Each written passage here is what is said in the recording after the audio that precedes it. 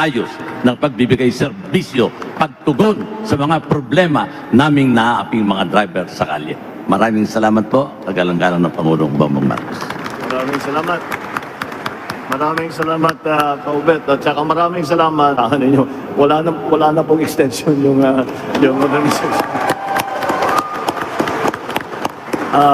Kailangan na natin yan. Kailangan na natin yan. Ayusin. Titiyakin lang natin, ang tinitiyak lang namin na hindi mapabigat pa ang babayaran at iuutang ng driver operator.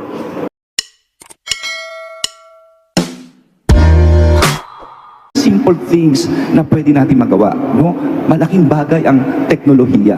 At pabayaan mong ngayon pa lang, pasalamatan ko ang lahat ng mayors of Metro Manila dahil sa pakikiisa niyo, nagkaroon tayo ng single ticketing. Napakagaling po ninyo. Maraming salamat. Thank you, Secretary Abalos. Next, from the business sector, we have Mr. Robert Francis Maronilla, Head of Legal Service of the Employers Confederation of the Philippines and the Philippine Chamber of Commerce and Industry.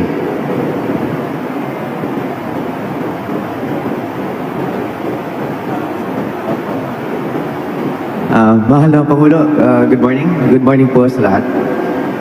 I represent the business sector. So let me start here. No? It is a known fact that the Philippine economy is continuously losing millions due to the traffic plight here in Metro Manila. This problem has been affecting everyone from the smallest businesses up to the international partners and investors, not to mention the burden that trickles down to our employees. The extensive hours that our employees have to endure in their daily commute are affecting their productivity at work and more so, their time to spend with their loved ones. So my question is, given this problem, aside from the current efforts of the government to help us and our employees, how can the government improve the state of public transportation in Metro Manila? Aside from this, I would like to ask if the members of the panel can give us, the economic players, and the general public, the commitment that all the previously mentioned mass public transportation projects presented will adhere to the set timelines, scope, completion, and operationalization dates. Lastly, I would also ask that the stakeholders of the economic sector be informed of the progress of said projects to enable us to have ample time to prepare and mitigate the impacts that these projects will bring. Yun lang po. Maraming salamat. Good morning po. No? First of all, maraming salamat po dun sa inyong question. Ano? Alam po natin na traffic is really a problem, no? And ang solution po natin dito long term ay ang pagkumpleto ng mga infrastructure project that we have started, no? Meron po tayong ginagawa ngayon, yung Metro Manila Subway, no? At pag natapos po ito, we will be able to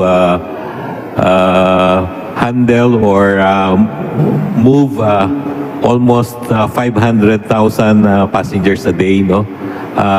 Meron din po tayong North-South Commuter Railway na is a 147-kilometer railway from Clark to Calamba, no? And ito po ay makakatulong din sa ating mga pasahero, no? So instead of bringing their cars, they will just take this train, no? Which will be very comfortable and efficient, no? Ito po ang long-term solution natin dito sa ating problem, no? And ang government po natin ngayon is working closely with JICA for a 30-year master plan for railway in the Greater Capital Region, no? Pero sa short term po, ang ginagawa natin ngayon ay magkaroon ng efficient busway system, no? Ito pong EDSA busway, continuous po yung improvement na ginagawa natin dito para maging mas maayos and mas comfortable yung travel experience ng ating mga pasahero, no? Isa pa po ay ang improvement ng MRT3, no? dadagdagan po natin yung mga bagon na mag-ooperate dito sa MRT3 and madadagdagan po yung ridership nito, no? Ganon din po yung LRT2 and LRT1, no? Ang LRT1 po in maybe 4 to 5 months matatapos na yung extension nito hanggang Sukat, no? And ito po ay magdadagdag ng mga around 30,000 passengers a day, no? So makakatulong po to dito sa problema natin dito sa trafiko, no? Isa pa po ay yung ating implementation ng PUB modernization program, no?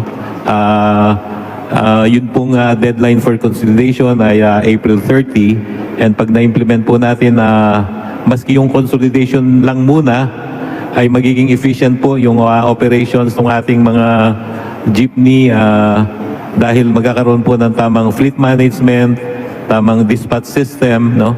And susundin po nila yung mga tamang standard para maging safe and comfortable yung experience ng ating mga pasahero. Salamat po.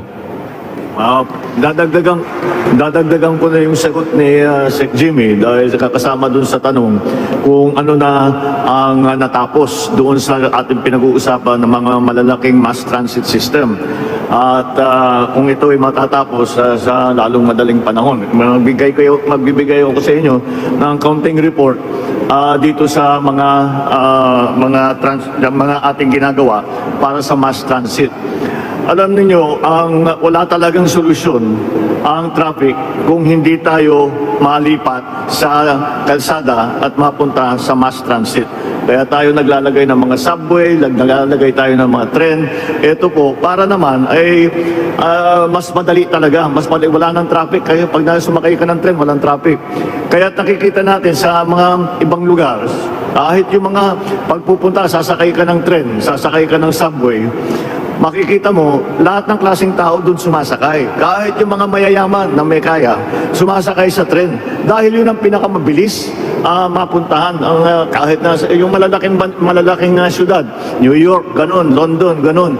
Kahit na sino, ang tren ang ginagamit. Kaya yan talaga ang tanging solusyon. Kaya yan ang aming pinupursige tungkol nga para mapalagyan natin, pagandahin natin, mapalawak natin, mapabilis natin ang mass transport system, malipat ang pagbiyahe, ang mga commuter, imbis na sumakay ng bus, ng tricycle, ng jeepney, o yung sarili nilang sasakyan, ay sila'y sumakay na sa mass transit system.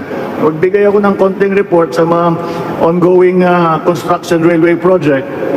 Yung North-South Commuter Railway Project, yung Tutuban hanggang Malolos, ay 61% na kumpleto.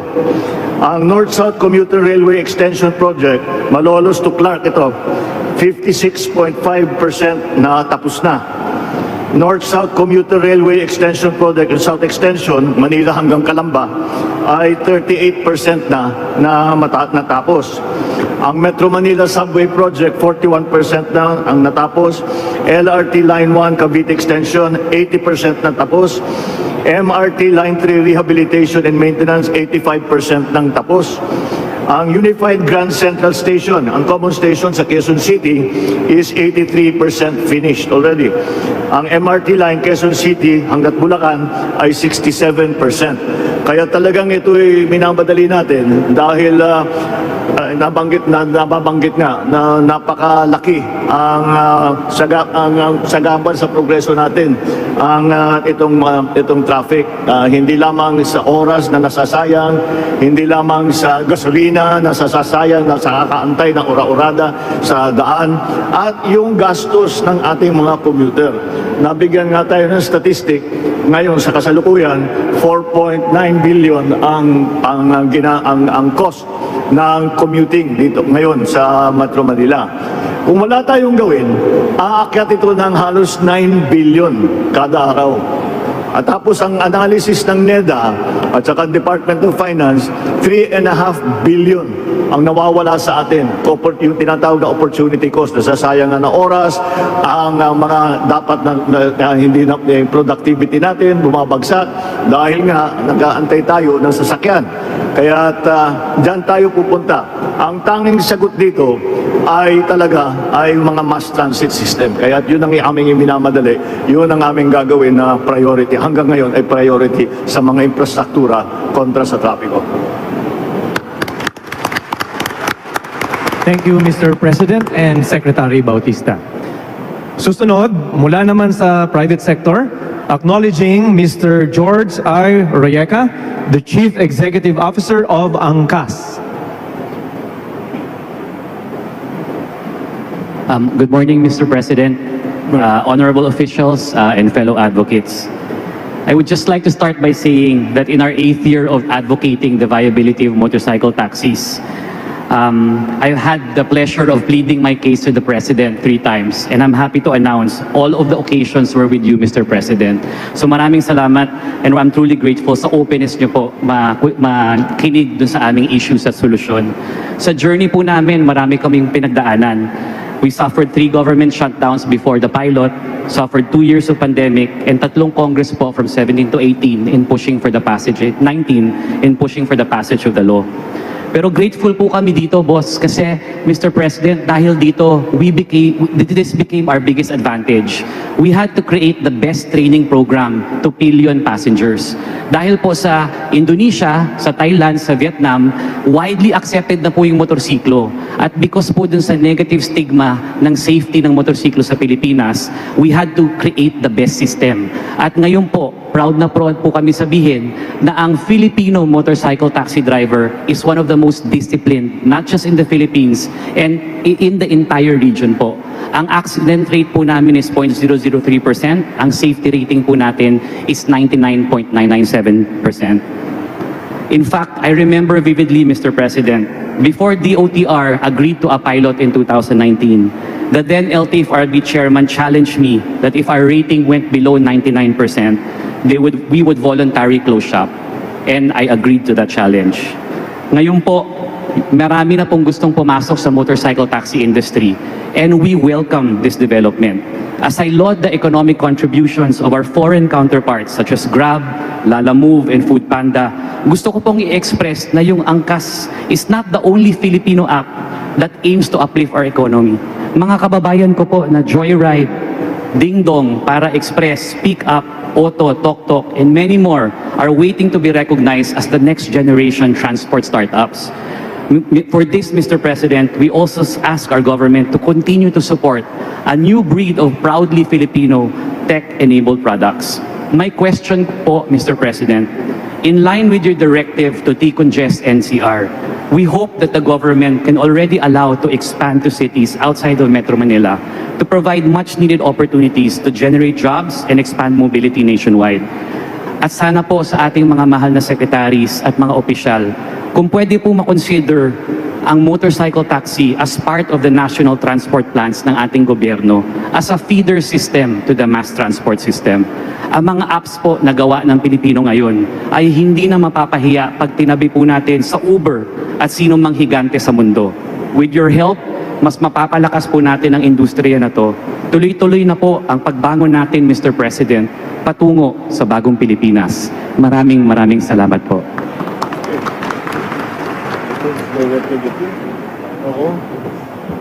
Thank you, George, for that question. No?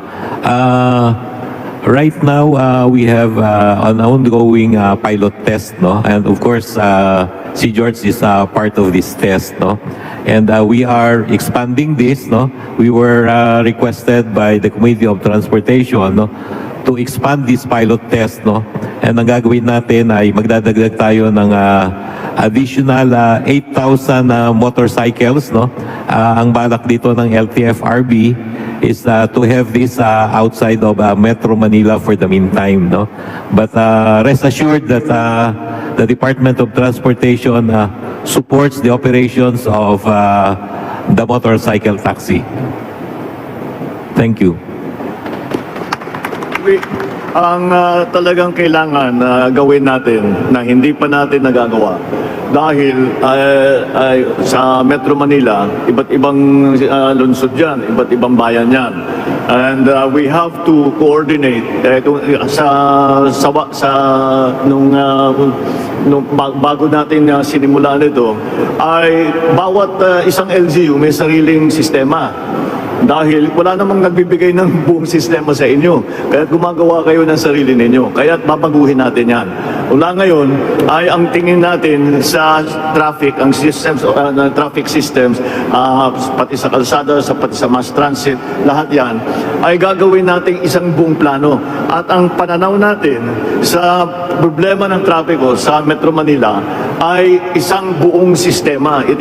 We have to look at it as an entire system that complements each other, one town, one city to another. So that hindi naman masyadong mahirap na para sa mga traveler, para sa mga commuter, para sa mga TODA, para sa lahat ng mga stakeholder, at hindi pa bago-bago ang kanilang bawat tatakbo lang ng 10 kilometro, iba na yung rules doon, iba na yung oras ng truck, iba na yung lahat yan.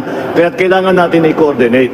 Kaya nakita natin kanina na merong ginagawa na mga central na monitoring, yung malalaking screen para makita kung gaano karami, saan yung pula, saan yung hindi gumagalaw, saan yung medyo maluwag, para ilipat natin yung traffic doon, lahat yan ay gagawin natin. But the only way to succeed in that is that we have to consider the road system and the mass transit system in Metro Manila as one system. And one system feeds into another. And that is why we are trying to coordinate all the different LGUs of Metro Manila and to bring it together into one holistic plan. Yan ang laging hinahanap natin, isang holistic plan para naman hindi na masyadong ma-confuse ang ating mga stakeholder kung paano gagawin pag tumawid sila at napunta sa ibang bayan, sa ibang lungsod. So that's one way that that's one of the reasons that we are doing that. Ang concern ni George sa mga rider, we have 15 million more or less riders dito sa Pilipinas. Kaya napaka-importante talaga ang mga motorcycle, lahat ng mga services nila, pag-deliver nila. And that is why we are trying to see what are the areas, high traffic areas, na kung saan pwede mag-expand ang ating mga motorcycle services na tinatawag. Yun na nga, yung mga nagde-deliver, yung mga messenger, yung mga angkas, yung mga lahat ng iba't ibang klaseng trabaho na ginagawa na nakasakay sa motor. Kaya again, it has to be a holistic system. The other part that we are trying to do na hindi masyadong napag-usapan kanina ay yung decongestion. Maraming mga regional offices ng iba't ibang region na nandito pa sa Maynila. Lalo na mga Region 4, Region 4A, nandito pa sa Maynila. Dahil noon, talagang mas madaling pumuntang Maynila kaysa pumunta doon sa kanilang lugar dahil walang dadaanan. Kaya sinasabi natin, mag-isip-isip na tayo, ayusin natin para naman yung mga regional offices, halimbawa, ay mapunta nga sa regional center. Hindi na maiiwan dito sa Maynila. At malaking bagay yun dahil pagka hindi na pumasok ng Maynila, kaya panayang gawa natin ng mga bypass road. Kaya napag-usapan natin yung Bataan Cavite. Dahil ang traffic na nanggagaling north-south, hindi na dadaan ng Maynila. Yun ang problema. Kung minsan hindi naman patungo sa Metro Manila, kung hindi ibang pupunta ang probinsya. Ngunit walang ibang dadaanan, kung hindi sa loob talaga ng Metro Manila, ayan na yung traffic. Kaya yung infrastruktura na ating ginagawa, mga bypass, mga malalaking tulay, yung pinag-usapan na Bataan, Cavite, na tulay, that is 32 kilometers. Napakahaba. Ngunit gagawin natin yan upang ang Manila, malaking pagbawas ng traffic na dumadaan na pumapasok sa Maynila. So marami tayong mga strategy. At kaya nang narinig natin, talagang whole of government ang approach dito. Hindi natin kayang sasabihin Department of Transport lang ang gagawa, hindi DILG lang ang gagawa. The support and the cooperation of the LGUs syempre is paramount there. We can only, the national government can only go so far. At some point, we have to hand off the problem to you with our own solutions.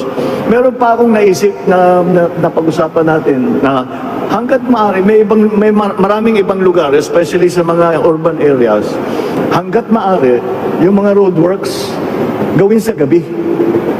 Huwag yung mga tulay. Kasi yung tulay, naku, magmamahal yan, doble ang oras na aantayin natin. Pero yung mga roadworks na talagang maraming dumadaan, pagka papasok at pag-uuwi, ay huwag na natin harangin. Antayin na natin yung gabi.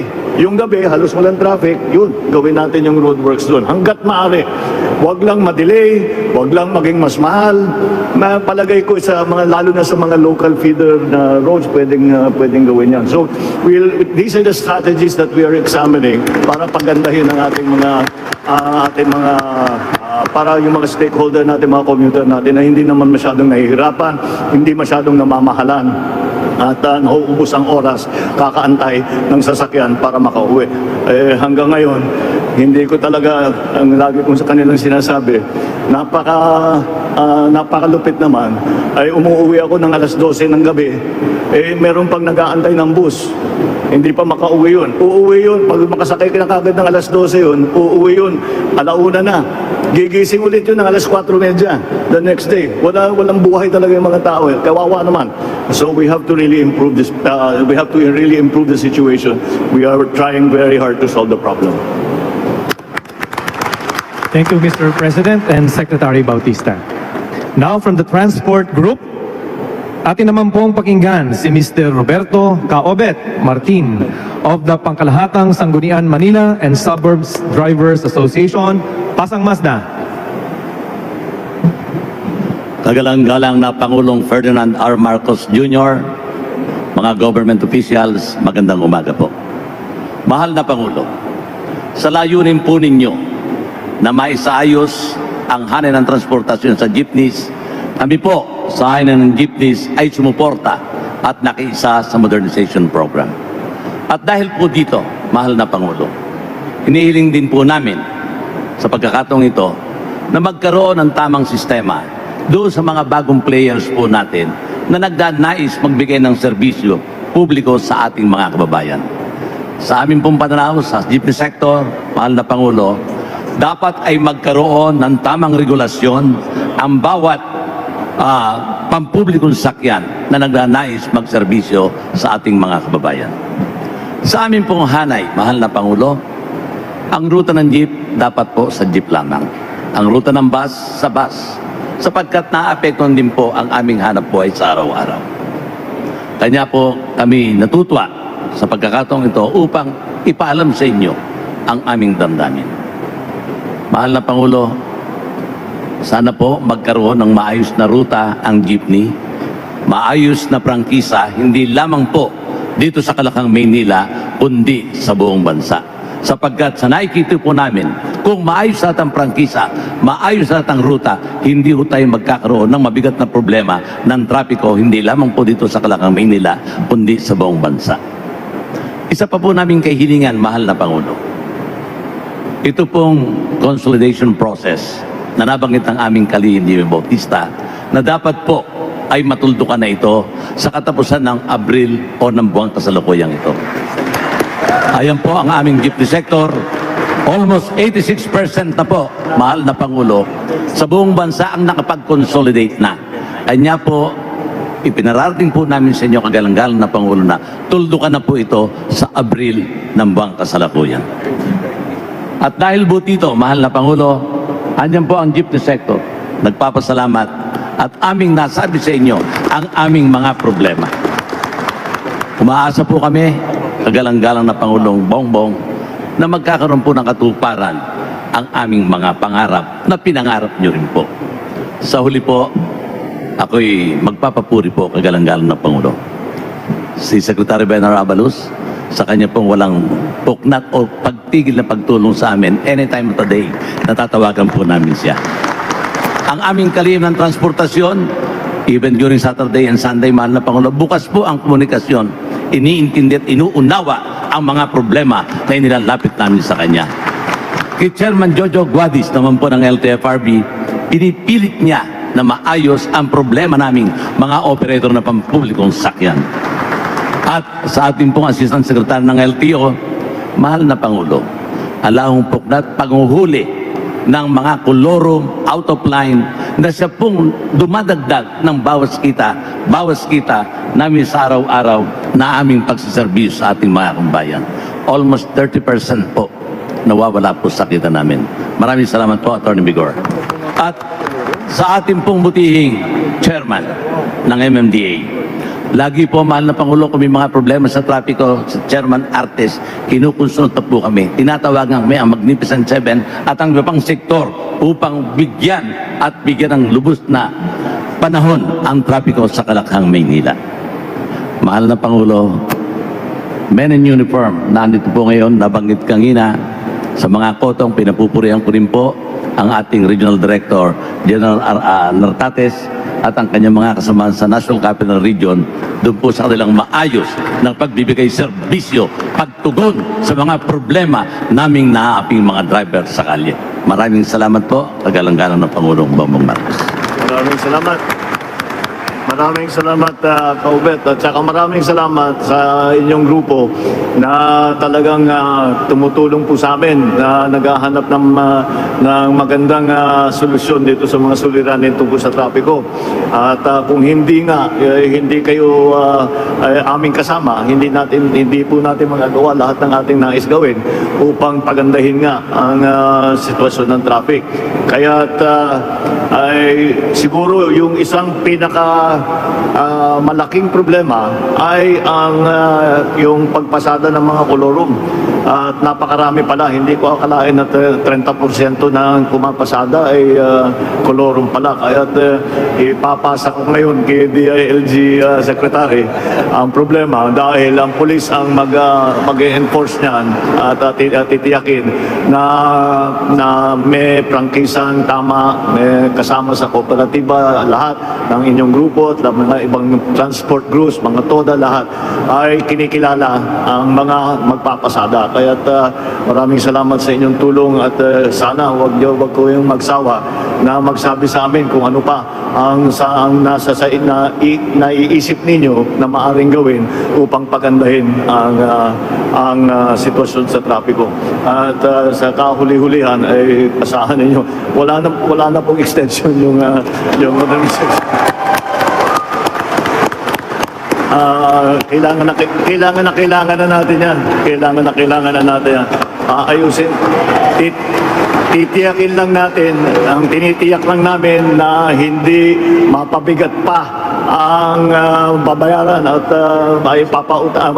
iutang ng driver operator. Kaya ginagawa nating maayos at ginagawa nating well-organized yung sistema na yan.